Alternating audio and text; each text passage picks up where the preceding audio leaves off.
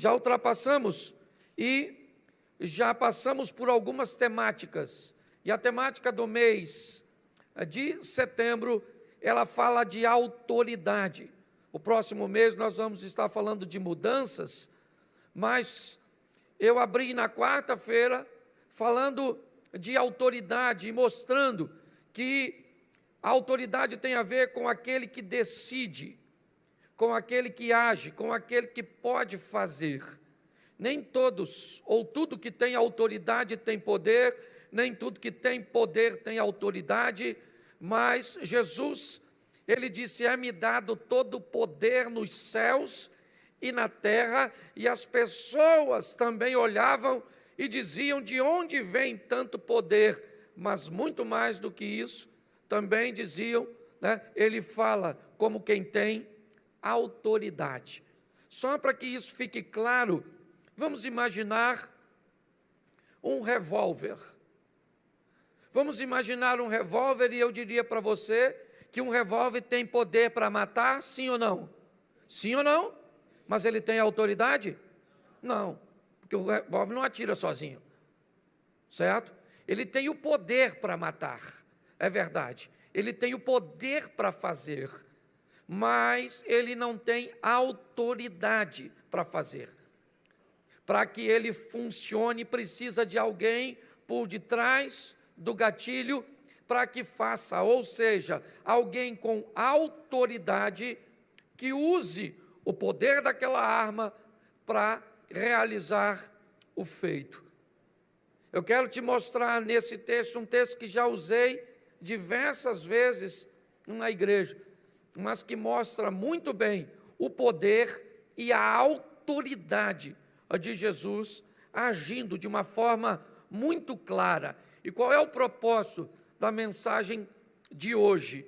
É fazer com que você saia daqui reconhecendo que Cristo tem as duas coisas, autoridade e poder, em nome de Jesus. Às vezes estamos sofrendo tanto ao lado de alguém tão poderoso,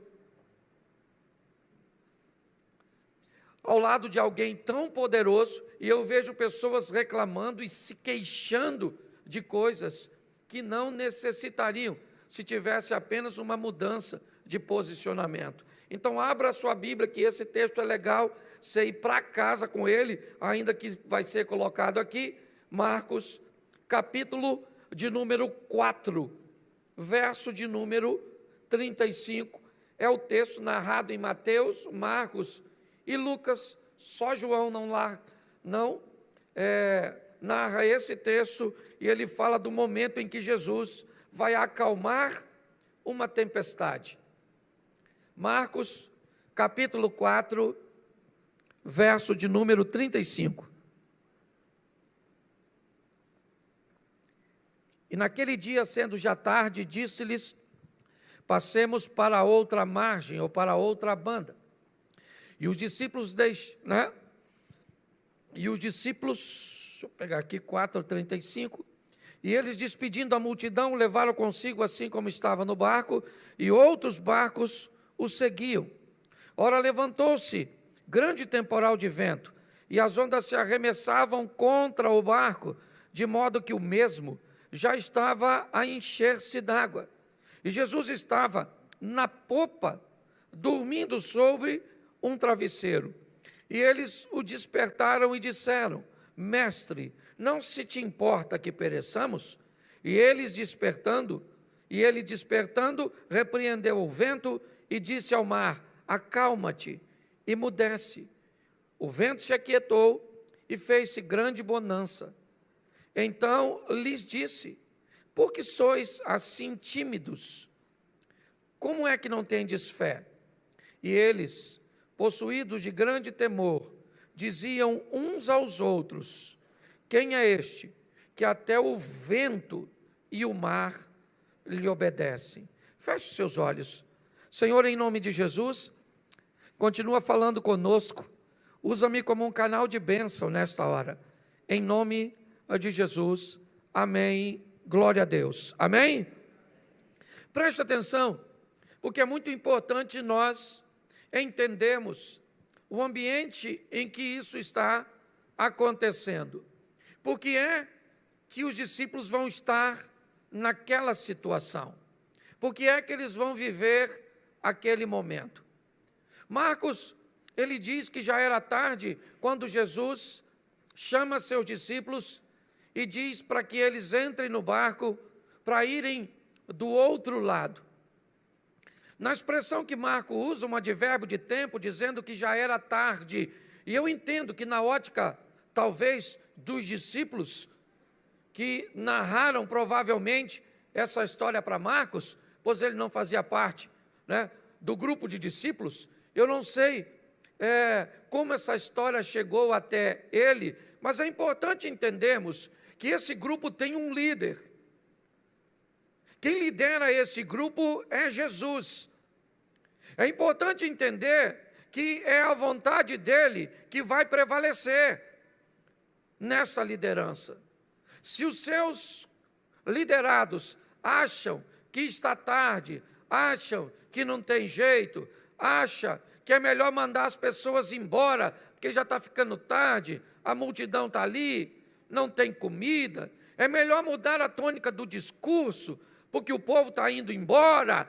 Os discípulos de Jesus nem sempre concordaram com aquilo que ele estava fazendo. Em inúmeras situações, nós vamos ver que os discípulos discordam do discurso de Jesus. Pedro, por exemplo, discordou ao ouvir Jesus dizer que iria morrer daquele jeito. Nós olhamos, né, muitas situações onde os discípulos achavam que Jesus não estava certo, mas eles entendiam e obedeciam, mesmo confusos, porque eles respeitavam a autoridade de Jesus. Então é importante nós entendermos que na ótica, provavelmente, dos discípulos, o momento não era adequado para atravessar o mar. Talvez porque tinha 4 pescadores e eles já foram capazes de identificar que uma tempestade já estava rondando o mar da Galileia. Fazendo aquela leitura, não era seguro entrar naquele ambiente, era inapropriado. Só que quem está dizendo que vai ser feito é alguém que tem autoridade. Mas me parece que esse requisito ainda não está muito preenchido na mente dos discípulos. Os discípulos ainda estão um pouco confusos no que diz respeito a essa intensidade de confiança. Então, por isso, eles precisam dessa lição. Então, dizem que já era tarde quando Jesus diz para os discípulos irem para o outro lado. Tá certo? Verso 35. Mas no 36, põe aí, eles deixando a multidão. Preste atenção, porque agora os discípulos precisam tomar uma decisão. Eles precisam deixar alguma coisa para caminhar com Jesus. Não cabe todo mundo no barco. Não dá para todo mundo estar ali. Para andar com Jesus, tem que entender que algumas coisas não poderão fazer mais parte da nossa vida. Para andarmos com Jesus, algumas coisas terão que mudar e serem deixadas para trás. O texto diz que para entrarem no barco, eles têm que tomar uma decisão. O que é? Deixar a multidão. Que hoje você pode aplicar segundo o seu contexto e a sua realidade. O que você precisa deixar para caminhar com Jesus? Para entrar nesse barco onde Ele lidera, onde Ele é um líder, onde Ele dita a hora, onde Ele dita a direção, onde Ele dita a frequência. Como é que vai ser?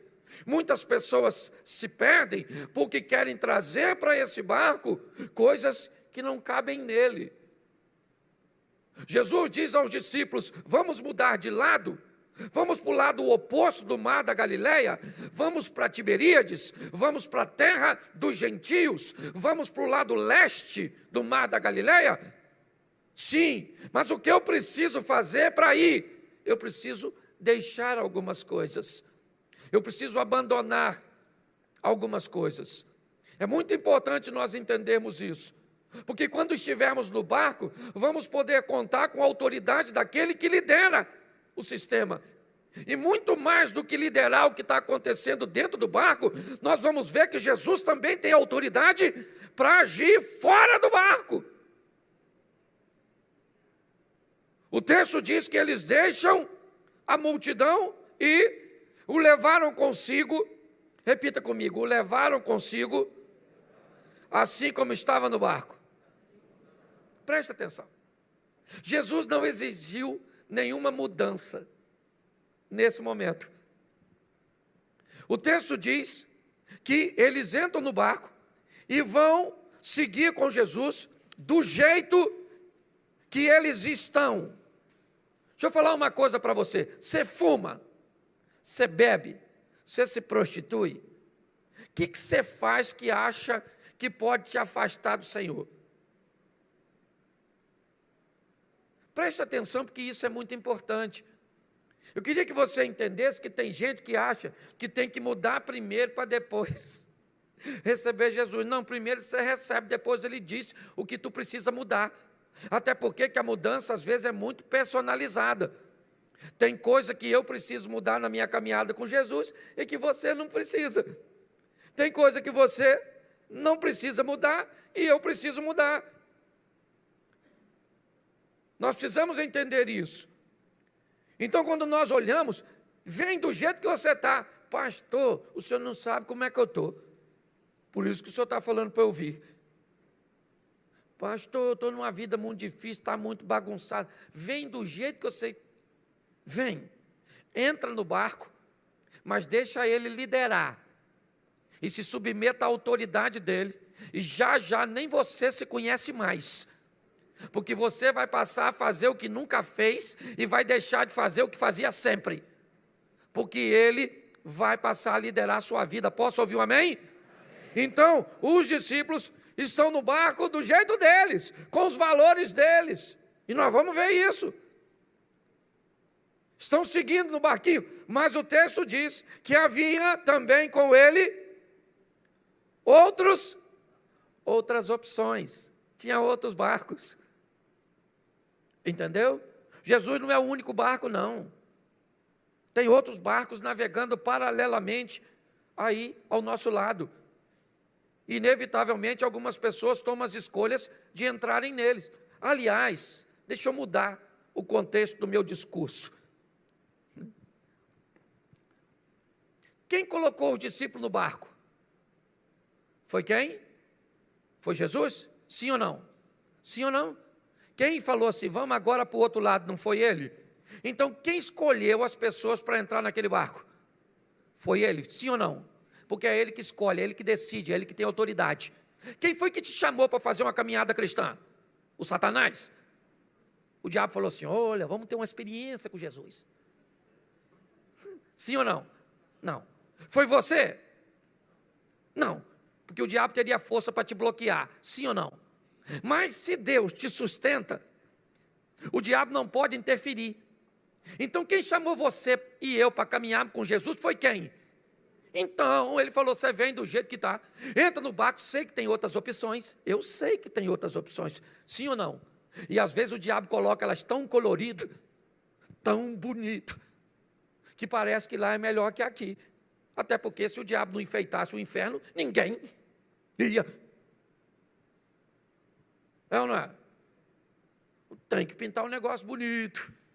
Você olha assim, fala sério, você olha para uma balada, aquele pessoal tomando uns negócios, pessoal bonito, brilhoso, vistoso. Não parece que a igreja é um negócio chato pra caramba? Que bonito é aquilo lá. Fala sério. Tu já foi numa rave? Ninguém fala nada.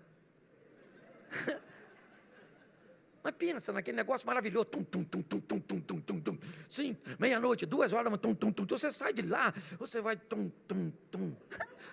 Às vezes eu estou ali me preparando para vir pregar.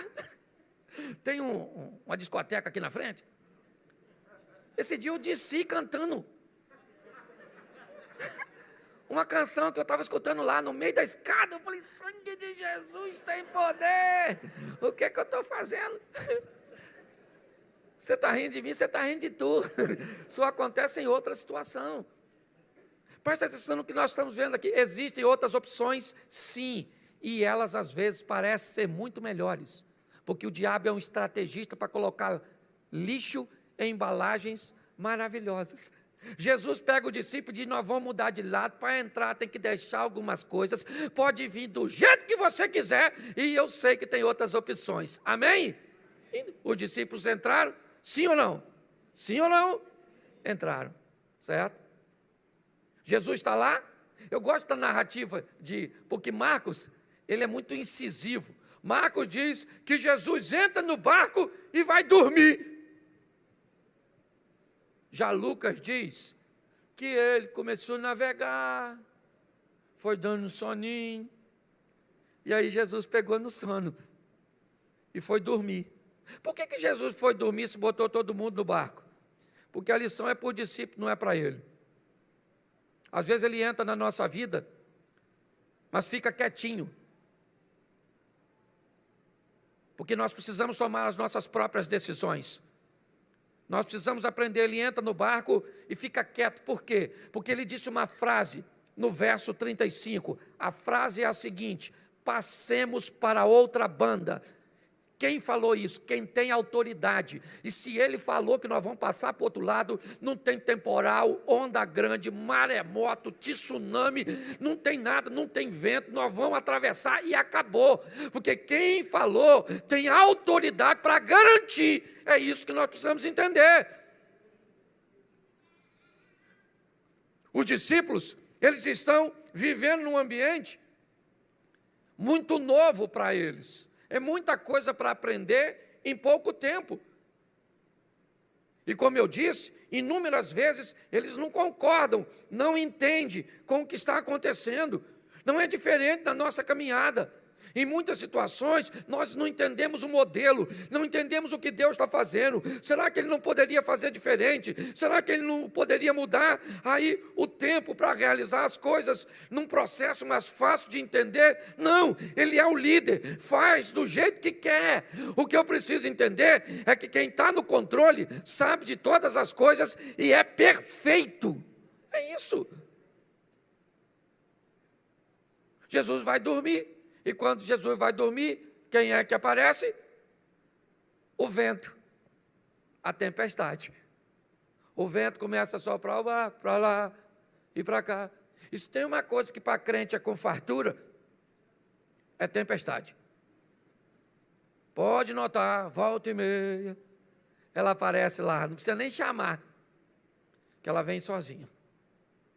Jesus está dormindo, e se você já pescou, ou entende um pouco, o mar começa a virar, ficar grosso, como alguns utilizam, e o mar começa a engrossar, ele começa a bater. Nós não estamos falando de um transatlântico, nós estamos falando de um barco pequeno. O ambiente começa a ficar desconfortável ali dentro, a tempestade começa a chegar, as ondas batem de uma tal forma que começa a molhar o barco.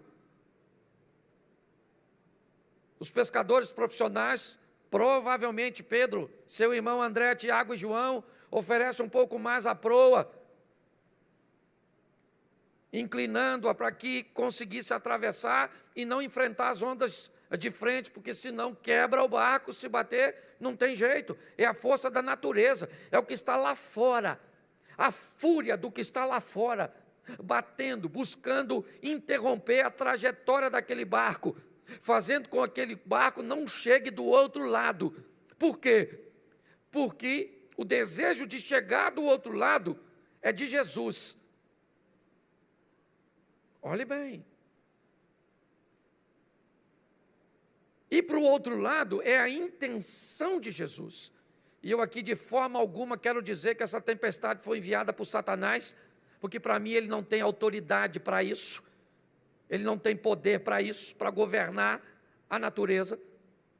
Para mim, tem apenas a ver com lição para os discípulos, fazerem uma adaptação, mas o que eu posso entender é que uma força de oposição está sendo empregada para impedir que o barco chegue do outro lado.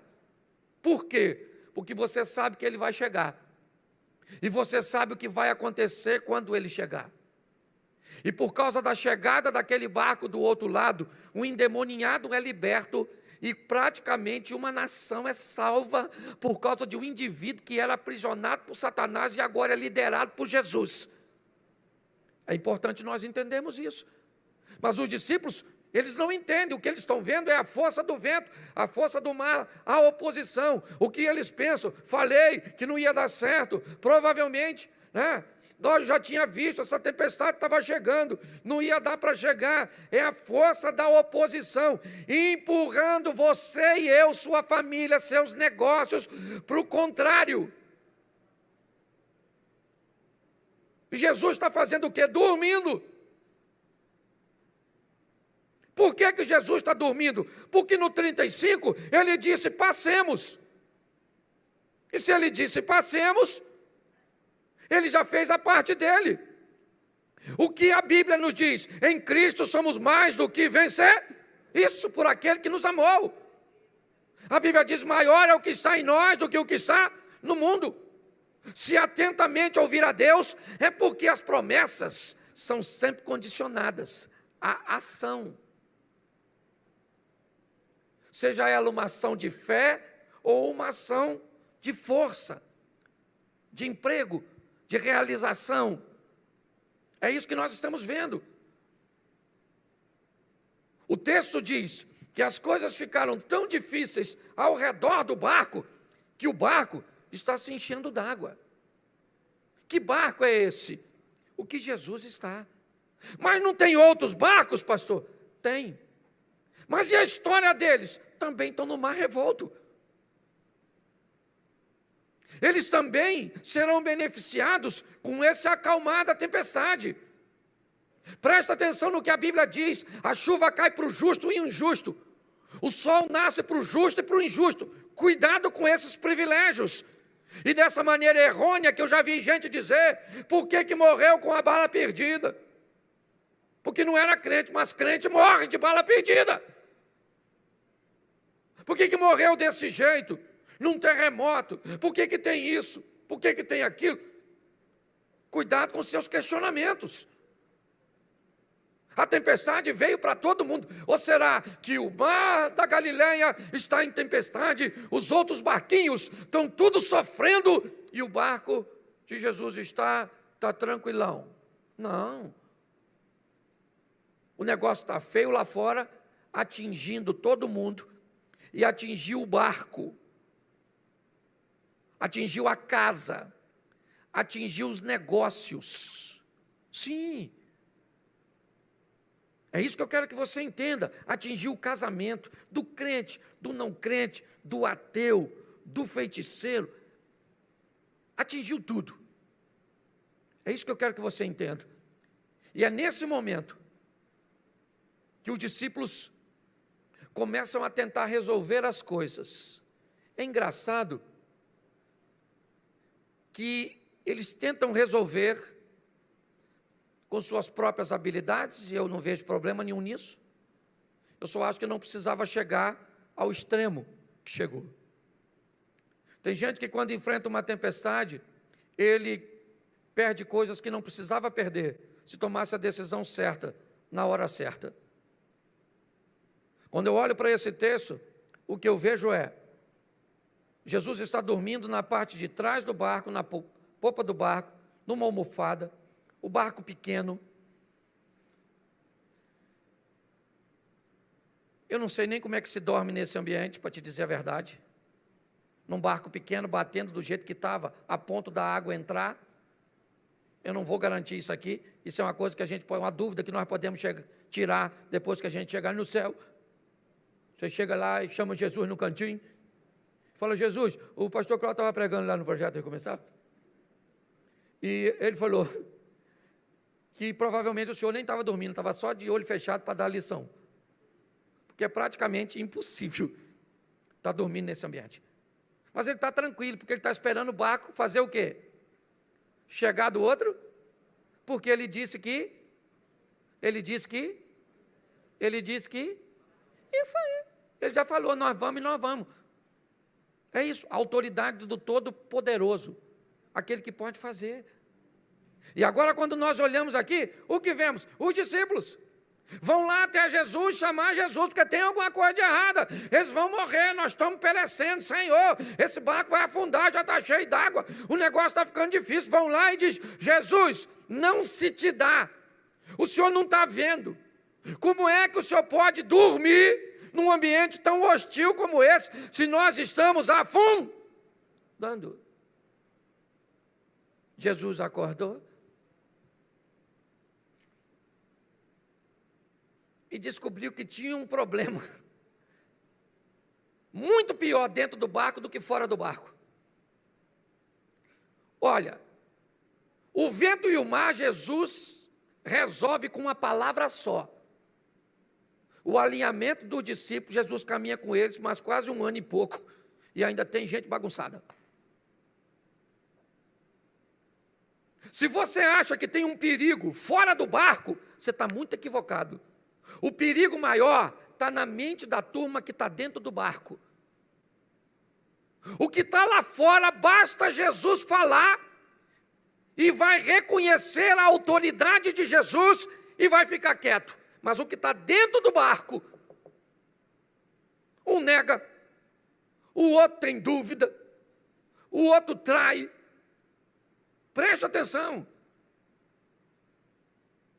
Jesus olha para dentro do barco, tanto é que ele olha para a turma que está lá dentro.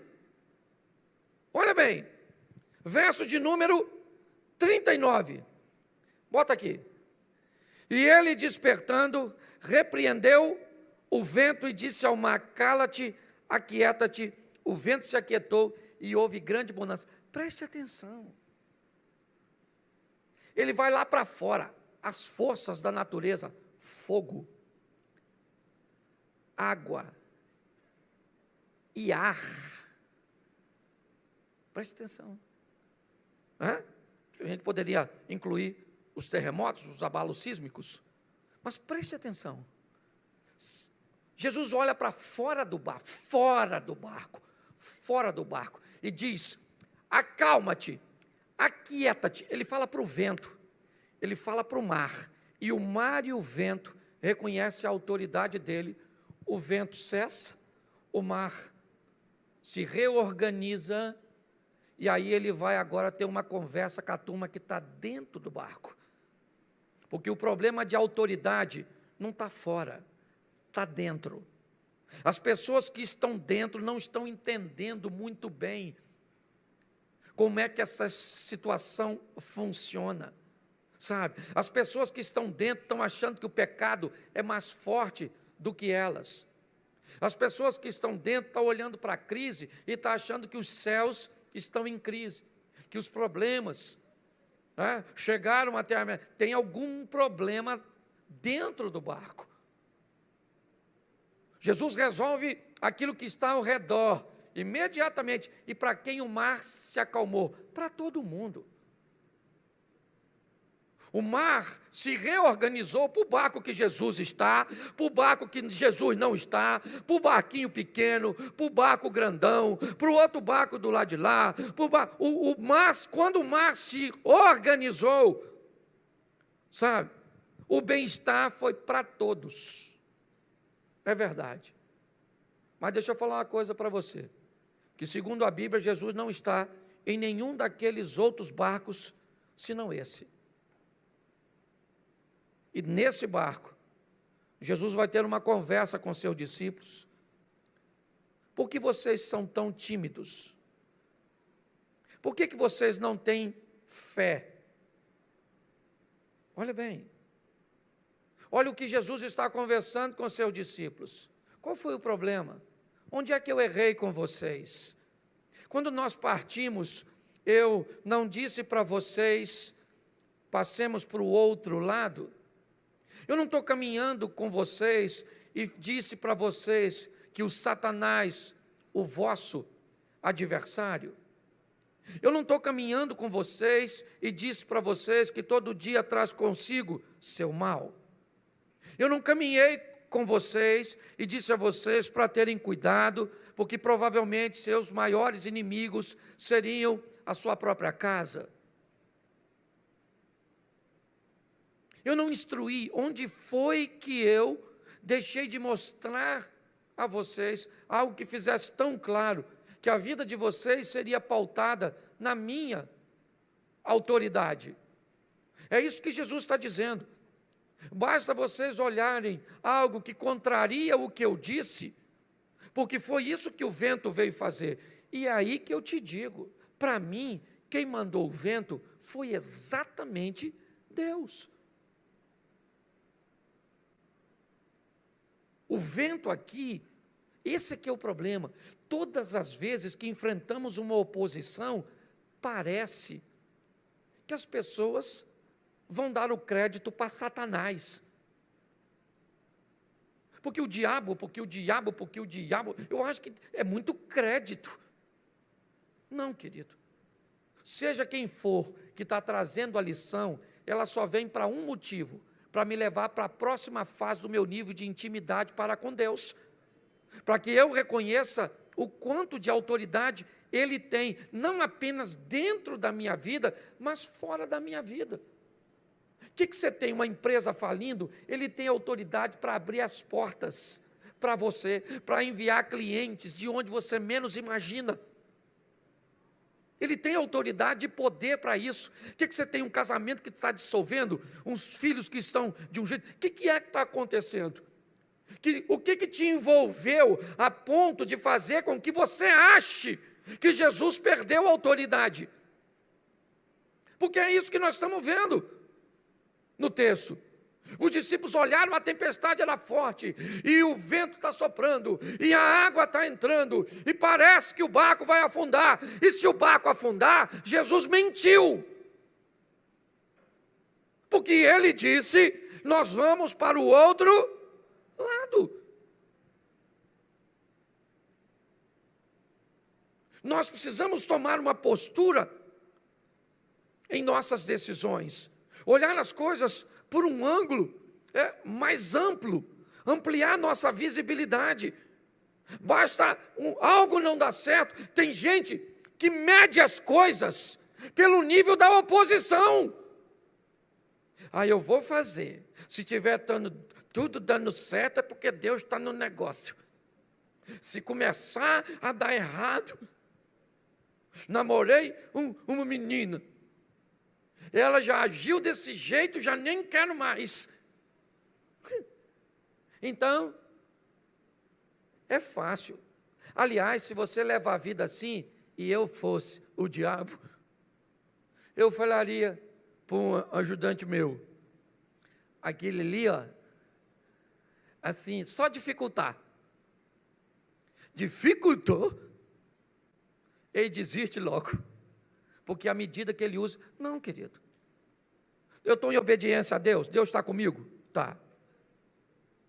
Pautei a minha vida aqui, o que eu vivo enaltece o nome do Senhor, certo? O que eu vivo não prejudica meu próximo, e o que eu vivo me traz satisfação, então estamos juntos, vamos colocar em prática. E agora? Agora eu vou viver segundo a autoridade do Senhor, então vai dar tudo certo? Não. Não vai dar tudo certo. Vai terminar do jeito que ele disse que seria. É assim que funciona. Agora, o percurso é desafiador. Quando Jesus levanta, ele diz para o vento, fica quieto, mar, cala-te, tudo se acertou, lá fora está tudo normal, mas aqui dentro tem um problema. Tem um problema. E se você acha que ele terminou nessa situação, não. É só olhar o que os discípulos viveram depois disso, e você vai ver que Jesus teve que resolver muitas coisas depois dessa, para instaurar na mente dos discípulos um nível de autorização, ou de autoridade satisfatória. Foi isso que ele tentou fazer a grande parte de seu ministério. Vamos lá, cheguei na casa de Jairo, vamos lá, o que tem aqui, Jairo? Olha, a menina está morta lá dentro. Jairo, enquanto você foi procurar Jesus, a sua filha morreu, já era, não adianta mais, a menina está morta, morreu. Jesus falou para Jairo, vem cá você, sua esposa, vem aqui, Pedro e João, vamos dar um pulinho aqui dentro, e vamos dar uma olhadinha. Chegou lá, a menina está morta, a garota está morta mesmo, é verdade. Pois é, o que é a morte para o homem? Morte para o homem é a ausência de vida. O que é a morte para Deus? Apenas um estado de sono, porque basta eu mandar para lá aquilo que estava lá. Pronto, menina, levanta, Jairo, toma a sua garotinha, aquilo que os homens não puderam resolver, Jesus foi lá e resolveu, porque tem autoridade para fazer e poder. Sabe qual é o grande desafio? E estou pregando para mim. Não estou aqui fazendo um discurso de exortação para você, não. E já estou terminando. Porque muitas vezes eu, que já vi Deus fazer coisas extraordinárias na minha vida, fico abalado com obstáculos pequenininhos. Me entristeço com coisa pequena. Muitas vezes na minha mente eu digo que eu vou parar, que não vale a pena. Você pensa que é só você que vive isso? Não é não. Muitas vezes, sabe, esses pensamentos percorrem a maioria de nós, mesmo com todo o conhecimento que temos. O que nós precisamos é entender, Ele está no controle de tudo. E no final desse negócio, meu irmão, vai dar bom, como diz o carioca. Certo? No final diz, mas o Satanás, dane-se o Satanás. Mas o governo, o Bolsonaro, a esquerda, a direita. Meu filho, quem governa a sua vida, quem é? Quem é que governa a sua vida? Então, no final, esse negócio vai ter que dar certo. Agora, no caminho, meu filho, segura. Segura, como diz o hino, na mão de Deus. E vai. Porque tem dia, tem mês, tem época que nós estamos aí, num processo de seleção. A igreja, numa renovação danada. Os antigos crentes, grande parte deles, sumiu. Medo do vírus. O vírus. Engraçado que o vírus... As pessoas que não vêm para a igreja, elas vão para o supermercado. O vírus não está lá, não. O shopping, elas viajam. Por quê? Porque o vírus se converteu. O vírus está na igreja, o vírus. Você está rindo? Nós estamos vivendo tempo difícil, desafiador, difícil para ficar casado, difícil para criar filho, difícil para administrar dinheiro, difícil. Mas se você falar que é difícil, vai melhorar? Não. Então eu sei que é difícil, mas eu sei que nessa história eu não vou ganhar, eu já ganhei. Porque se eu não tivesse certeza, eu estava aqui não, irmão, vou falar para tu. Agora, se eu não tivesse certeza de que nós vamos ganhar essa batalha, feriadão, Johnny, estaria aí numa praia dessa, esperando tudo terminar ruim, mas pelo menos vivendo um momento bom. Senhor, vou me lascar mesmo, porque esse troço já perdemos essa batalha, então vamos aqui, terminar tomando um copo de chopp. Meu irmão, nós vamos ganhar esse negócio, porque o nosso Deus é mais poderoso e tem autoridade. Então, não sei o que você está enfrentando hoje, mas sai daqui, não é falando para os outros. Está na hora de você evangelizar uma pessoa muito especial. Você. Olhar no espelho, quando você for escovar seu dente hoje. Falar assim, rapaz, acabei de vir da igreja. Até achei que você era crente por um tempo. Mas descobri que você está querendo desviar de vez em quando. Rapaz, se converte, infeliz. Senão você vai para o inferno e vai me levar junto com você, o que é pior de tudo. Tem uma conversa séria com você mesmo. Fala para você, meu amor, fica quieta dentro de mim, ó minha alma. O salmista conversando com ele mesmo. Você acha que o salmista vai fazendo o quê? Conversando com ele mesmo, você que fica prestando atenção no prosperar do ímpio. Sossega essa cabeça sua, maluco. Se Davi tivesse conversado com ele mesmo, não tinha pego a Batseba. Rapaz, Davi, é que talvez não tenha espelho, né? Então não dava para olhar. Deixa eu falar uma coisa para vocês. Ninguém está aqui à toa não, meu irmão. Nós estamos aqui porque Deus está no controle da nossa vida. Se depender do diabo, a gente estava aqui nesse culto hoje? Sim ou não? E por que nós estamos? Porque ele é mais fraco que o nosso Deus. Ele pode ser até mais forte do que nós, mas é mais fraco do que aquele que nos sustenta e que nos mantém de pé.